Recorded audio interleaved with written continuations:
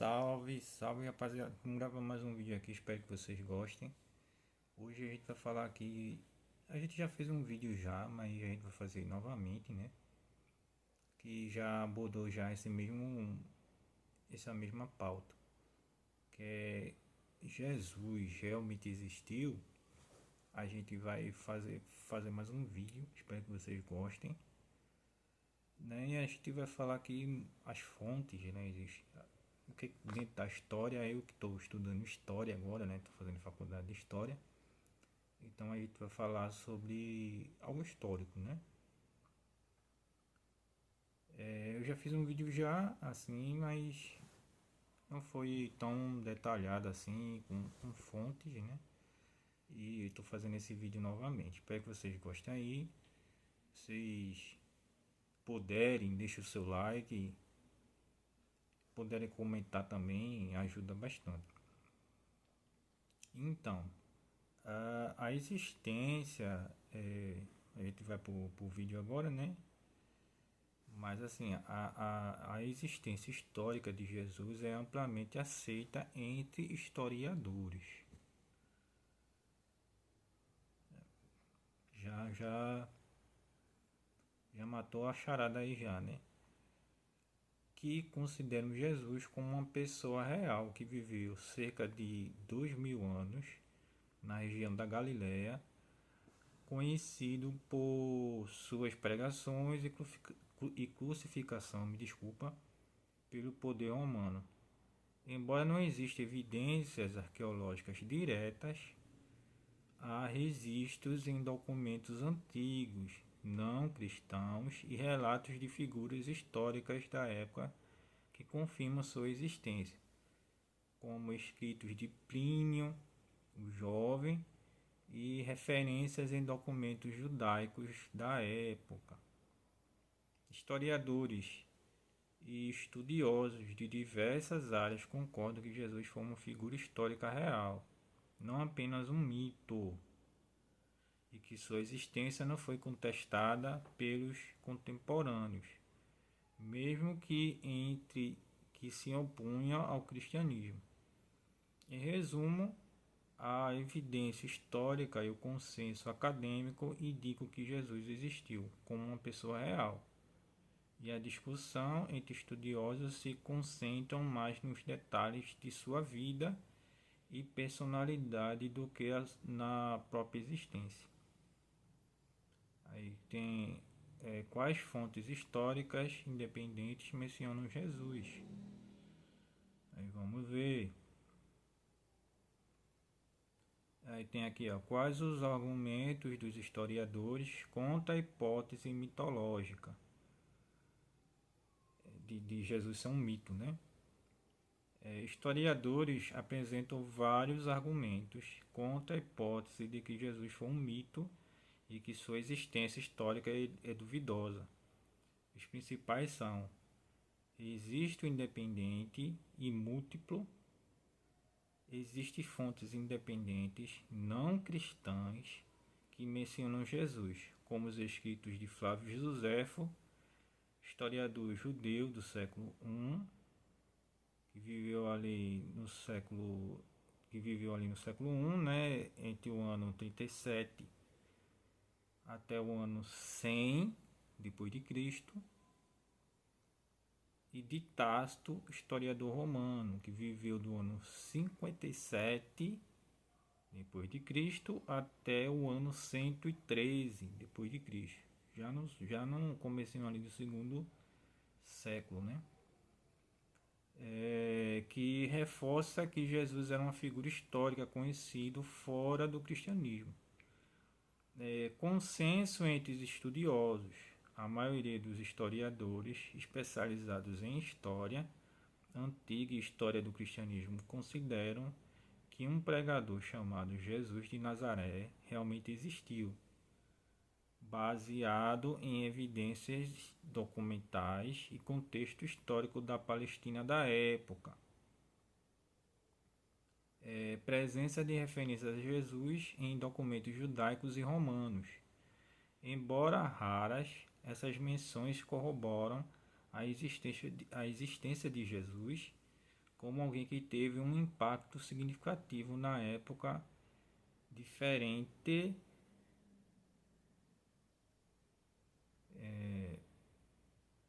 pronto, na Palestina da época. Presença de referências a Jesus em documentos judaicos e romanos. Isso aqui eu já li, né? Vou ler aqui de novo, aqui, ó, no finalzinho aqui, ó. Cadê? Deixa eu ver aqui.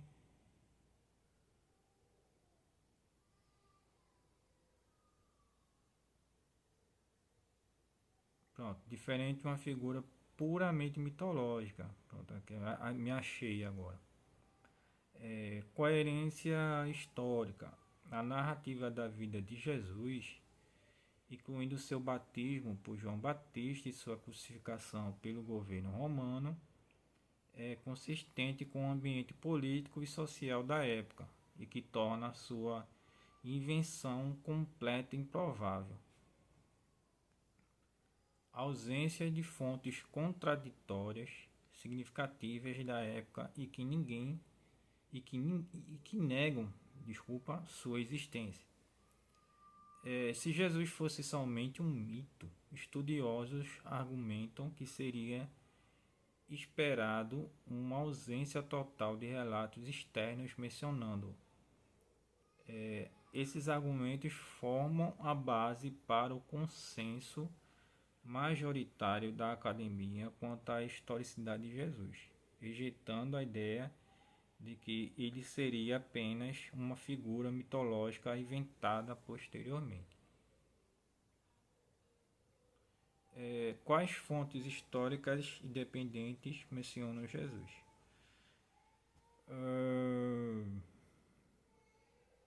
Aí tem aqui, ó, as principais fontes históricas independentes que mencionam Jesus são Flávio Josefo, né, que eu falei, historiador judeu do século I, que em sua obra Antiguidades Judaicas faz referências a Jesus, mencionando como um homem sábio, realizador de feitos notáveis, e fala de sua crucificação sob Pôncio Pilatos. Aí muitos vão dizer, não, essa questão aí de Flávio Josefo é que é um texto posterior, ou um texto...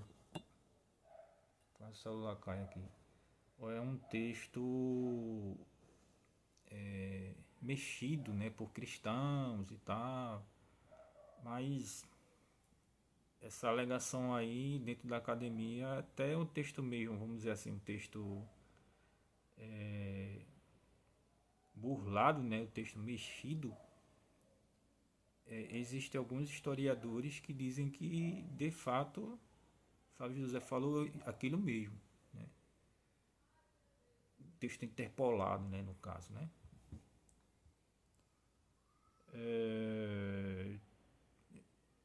Aí tem Tácito, né, que é historiador romano, que em seus anais menciona Jesus indiretamente ao se referir à execução de Cristo durante o governo de Pôncio Pilatos. A mesma coisa que Flávio José falou, né? Pôncio Pilatos, situando no reinado de Tibério, né? Tácito também ali, ele viveu mais ou menos ali no ano 62, 63 depois de Cristo, né, no século I, né? E viveu ali mais ou menos igual a Plínio, né? 113, 112, ali foi mais ou menos ali o ano da morte dele. Aí tem Plínio o Jovem, governador romano, que escreveu cartas ao imperador Trajano, mencionando os cristãos que adoravam Cristo como divindade, indicando a existência real de Jesus como uma figura central da religião, no caso a religião cristã, né? Tem Suetônio também, outro historiador romano, que fez referência a distúrbios causados por Crestos. E aqui tá Crestos mesmo, né? Tá assim, CH Restus, interpretado por muitos como Jesus entre os judeus em Roma.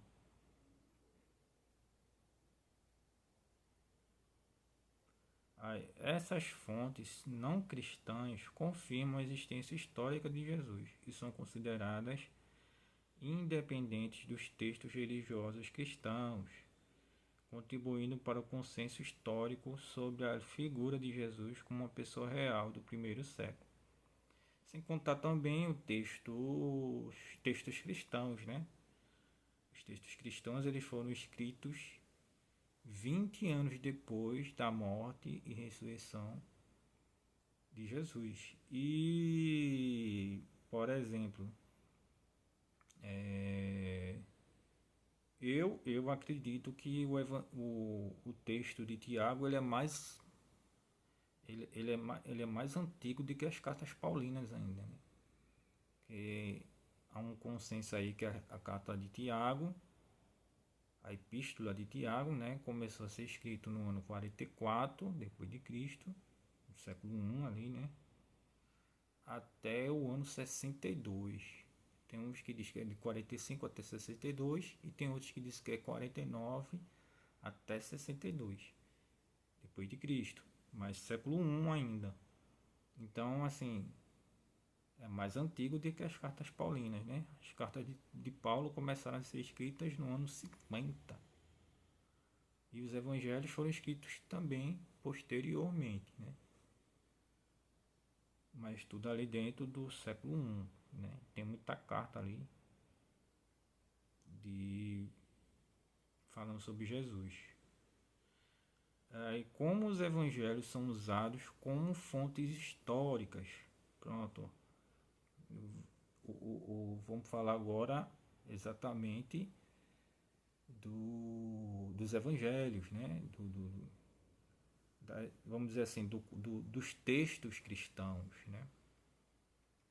Os evangelhos são usados como fontes históricas por historiadores, mas com critérios específicos devido à sua natureza religiosa e teológica. Eles são analisados como documentos antigos que podem conter informações valiosas sobre Jesus e o contexto histórico do século I, desde que sejam cuidadosamente avaliados criticamente. O uso dos evangelhos como fontes históricas, contexto cultural e social.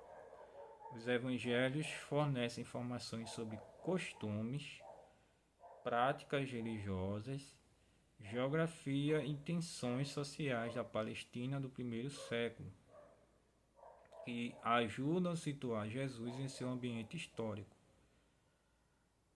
Narrativas sobre Jesus relatam eventos da vida, ensinamentos, morte e seguidores de Jesus, sendo examinados para identificar tradições orais e escritas que possam refletir fatos históricos.